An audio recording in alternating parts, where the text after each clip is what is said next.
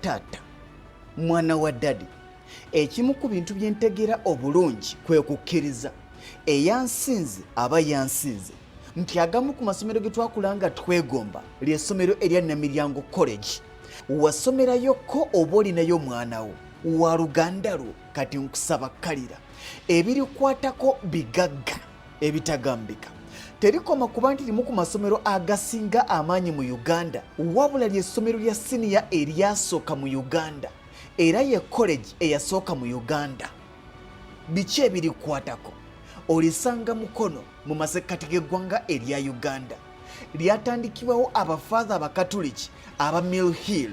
Olisanga Kasozi Namiryango kilomita 6 mu bukiikaddyo obw'obugwanjuba obw'ekibuga Mukono. Liri kilomita 3 mu bukiikaddyo obw'akabuga ak'Esseeta. Okulituukako ng'ova mu Kampala liri kilomita 20 Namiryango College. Ebyafaayo byalyo lyatandikibwawo okusomesa bafaatha okusingira ddala era be baazuulanga nga tebatuukiridde na mutindo gwe beetaaga baabagobanga. Ate abo abaali ab'empisa ate nga bagezi baayongeranga okubatendeka ne babasindika mu mawanga aga Bulaaya okukolerayo. Namiryango College terikoma kuba nti ssomero ddungi mu byenjigiriza wabula ne mu by'emizannyo. Era ebbanga lyonna lyali lisinga mu muzannyo gw'ebikonde okutuuka lwe gwaweerebwa mu masomero mu myaka gy'ekyenda. Omuzannyo gwabwe ogusinga gwe basinga okwegirisizaamu gwe muzannyo gwa rugby era batutte ebikopo okusinga amasomero gonna. Namiryango nga yo mu bya information technology ate yeekansa era ly'essomero eryasooka okuzimba computer lab mu ggwanga erya Uganda. Nga bw'omanyi nti buli ssomero libeera ne birivuganya nalyo, Namiryango College omuyizi yasomerayo obasanga nga balina akakuku k'amaanyi n'abasomera ku St Mary's College Kisubi, abasomera ku King's College Buddo n'abasomera ku Busoga College Mwiri tebakwatagana. Wabula ate balina bakinywi baabwe. Abasomera ku Namiryango College banywanyi nnyo n'abasomera ku Gayaza High School, abasomera ku Mount St Mary's College Namagunga n'aba Trinity College Nabbingo ndi ku Namiryango College siniya eyasooka mu ggwanga erya Uganda. Hostelo ze balina kuliko Beerman's House, balina Billington House, balina Camping House, Cadell House eyabbula mu Reverend Father Captain Bernard Doyle.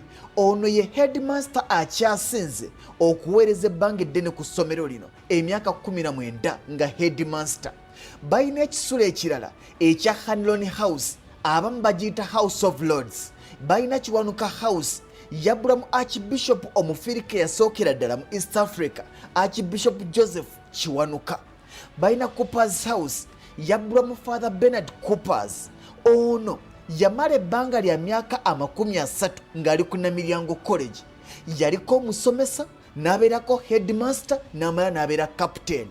Balina Mark House, balina Mukasa House yabbulwamu yali omusomesa wa biology ku ssomero lino Noah Mukasa. Balina Racing House, balina Heweston House kw'oteeka Charles Lwanga House. Bw'otandika okumenya abamu ku bantu abayiseeko mu ssomero erya Namiryango College siniya eyasookera ddala mu Uganda tobala okuli abanene nga n'omulangira David Wasajja owa Buganda gye yasomera. Moto yaabwe oba omubala gwabwe gugamba nti Nisi Dominance mu Luzungu, if not the Lord it is in vain, gwe mubala gwabwe. Ssomero lyabo Katuliki era nga yalitandikirawo ddala yali Bishop Henry Hanlon. Lirina abayizi abasoba mu 1000. Kati nkimanyi nti mwebuuza nti mwana wa taata gwatugamba nti Namiryango College ye siniya eyasookera ddala mu Uganda lyatandikawo ddi? Namiryango College yatandikibwawo ng'ennaku z'omwezi 23 omwezi gwali gwa kusatu omwaka 1912 ku lwaleero gy'emyaka 1019. Oli bwakubuuza nti siniya eyasooka mu Uganda bagiyita batya mugambe Namiryango College. Bwakubuuza nti emazeewo emyaka emeka ku lwaleero giri 1019.